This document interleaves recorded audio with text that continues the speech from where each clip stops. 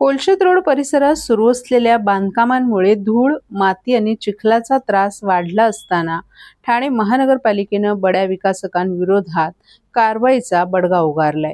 बांधकाम स्थळी प्रदूषण नियंत्रणाच्या नियमांचं उल्लंघन केल्याप्रकरणी Lodha developers, JSPL, machine builders, Godrej ascent, Oberoi realty तसंच बहुराष्ट्रीय company Endress Hauser India private limited यांना नोटीस बजावण्यात आल्या आहेत.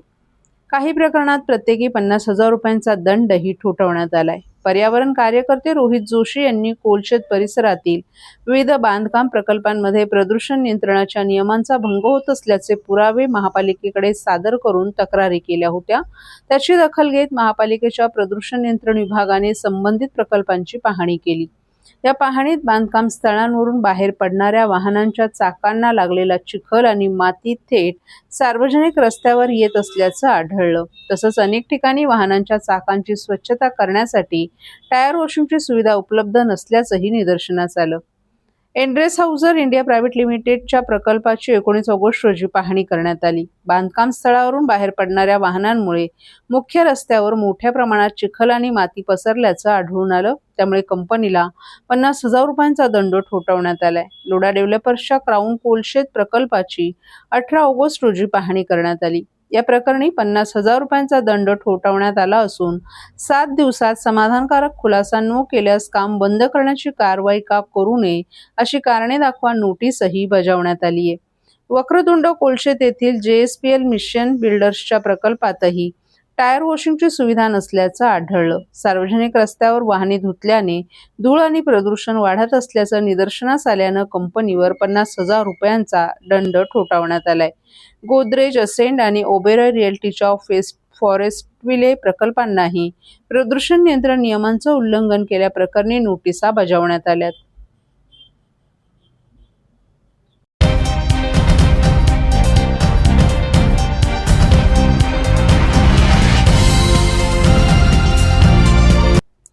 ठाण्यातील नौपाडा परिसरात आज हजारो अमराठी रिक्षा चालकांची एकाच ठिकाणी मोठी गर्दी पाहायला मिळाली.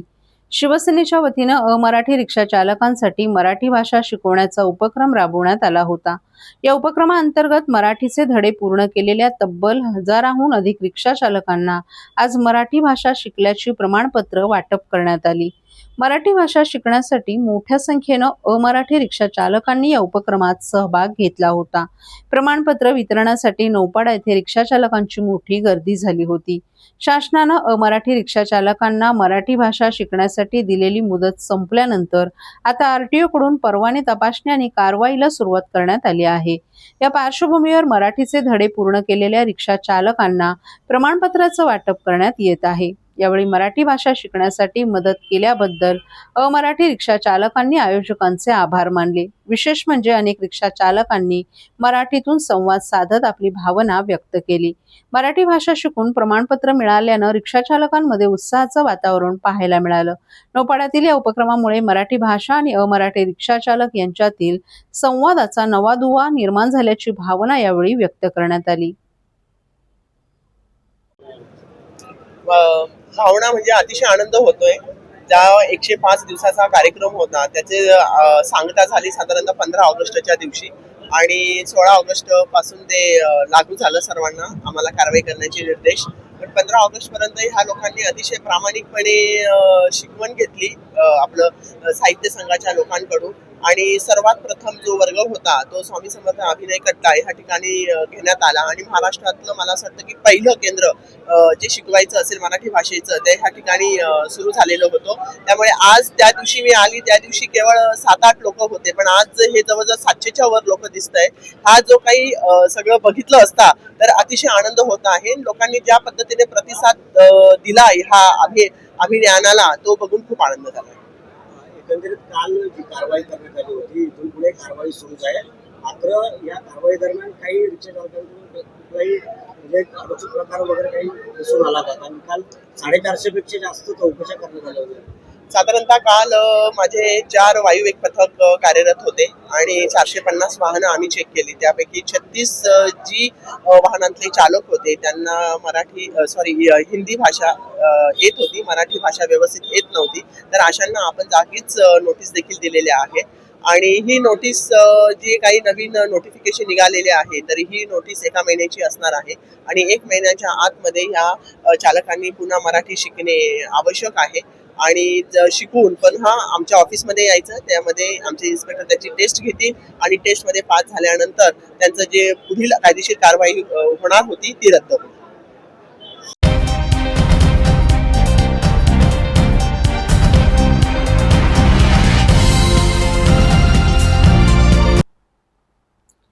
मुंबई ठाणे शिधावाटप विभागाने कळवा पोलिसांच्या मदतीने मोठी कारवाई करत चोरीच्या पेट्रोलनं भरलेल्या टँकरवर धाड टाकली. या कारवाईत तब्बल 11,000 लिटर पेट्रोल जप्त करण्यात आलं असून सुमारे 20 लाख रुपयांचा मुद्देमाल हस्तगत करण्यात आलाय. मुंबई ठाणे शिधावाटप विभागाचे नियंत्रक चंद्रकांत डांगे यांच्या मार्गदर्शनाखाली ठाणे प्रादेशिक कार्यालयाचे उपनियंत्रक भास्कर तायडे यांच्या पथकाने ही कारवाई केली. कळवा पोलिसांच्या सहकार्यानं करण्यात आलेल्या या कारवाईत एक टँकर ताब्यात घेण्यात आला. या टँकरमधून चोरीचे तब्बल 11,000 लिटर पेट्रोल जप्त करण्यात आले. या कारवाईत अंदाजे 20 लाख रुपयांचा मुद्देमाल हस्तगत करण्यात आला असून टँकरचा चालक आणि मालक असलेल्या आरोपी विरोधात कळवा पोलीस ठाण्यात गुन्हा दाखल करण्याची प्रक्रिया सुरू आहे. चोरीच्या पेट्रोलच्या अवैध वाहतुकीविरोधात करण्यात आलेल्या या कारवाईमुळे परिसरात खळबळ उडाली आहे.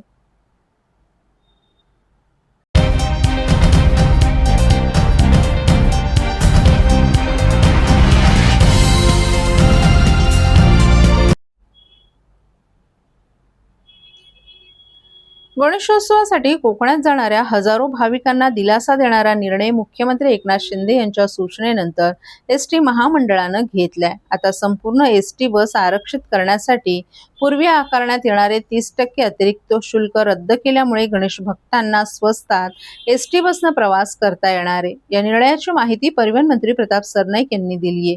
गणेशोत्सव आणि एसटीचे कोकणवासियांचे अनेक वर्षांपासून घट्ट नातं आहे. मुंबई, ठाणे आणि पालघरमधून दरवर्षी हजारो कोकणवासीय एसटीने गणेशोत्सवासाठी आपल्या गावी जातात. गणेशोत्सवाच्या काळात दरवर्षी सुमारे 5,000 एसटी बसेस आरक्षित केल्या जातात. प्रवाशांना गावी सोडल्यानंतर या बसेस रिकाम्या परत आणाव्या लागतात. त्यामुळे एसटी महामंडळाला इंधन तसंच चालक आणि वाहकांच्या अतिरिक्त कामाचा खर्च सहन करावा लागतो. डिझेलच्या वाढलेल्या किमती आणि कर्मचाऱ्यांच्या अतिकालीन भत्त्यात झालेली वाढ यामुळे एसटीचा खर्च वाढलाय. या पार्श्वभूमीवरच 30% अतिरिक्त शुल्क आकारण्याचा निर्णय घेण्यात आला होता. कोकणवासी आणि गणेशोत्सव मंडळांकडून अतिरिक्त शुल्क रद्द करण्याची मागणी करण्यात आली होती. याबाबतची निवेदनही उपमुख्यमंत्री एकनाथ शिंदे यांच्याकडे देण्यात आली होती. कोकणवासियांच्या मागणीचा विचार करून उपमुख्यमंत्र्यांनी हे अतिरिक्त शुल्क रद्द करण्याच्या सूचना दिल्यात.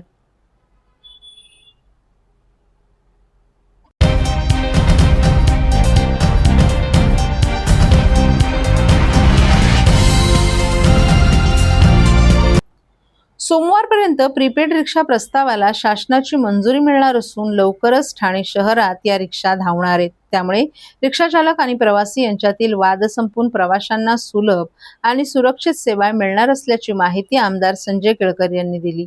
मागील आठवड्यात आमदार संजय केळकर यांनी वाहतूक शाखा आणि आरटीओ अधिकाऱ्यांच्या उपस्थितीत ठाणे स्टेशन परिसरातील वाहतूक समस्यांबाबत पाहणी दौरा केला होता. यावेळी केळकर यांनी अधिकाऱ्यांना अनेक सूचना केल्या होत्या. या पार्श्वभूमीवर शासकीय विश्रामगृहात केळकर यांच्या पुढाकाराने संयुक्त बैठकीचं आयोजन केलं होतं. यावेळी माध्यमांशी बोलताना केळकर यांनी प्रीपेड रिक्षाबाबत माहिती दिली. ठाण्याच्या प्रादेशिक परिवहन विभागाने याबाबतचा प्रस्ताव मंजुरीसाठी राज्य शासनाकडे पाठवला होता.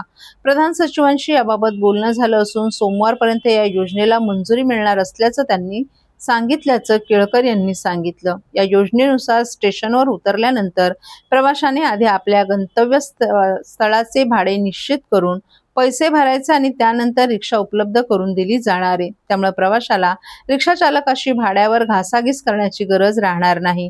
रिक्षा चालकाकडून मनमानी भाडे आकारणं, प्रवाशाला नकार देणं किंवा गंतव्य स्थळावरून वाद होणं यावर नियंत्रण ठेवता येणं शक्य होणार असल्याचं केळकर यांनी सांगितलं. ठाणे स्टेशन परिसरात काही रिक्षा चालकांची अरेरावी मुजोरी रोखण्यासाठी आरटीओ कडून सकाळी आणि संध्याकाळी गर्दीच्या वेळेत 4-4 तास 2 अधिकारी उपस्थित राहतील. त्यामुळे रिक्षा चालकांच्या गैरवर्तनाला आळा बसून वाहतूकही सुरळीत राहील असं केळकर यांनी सांगितलं.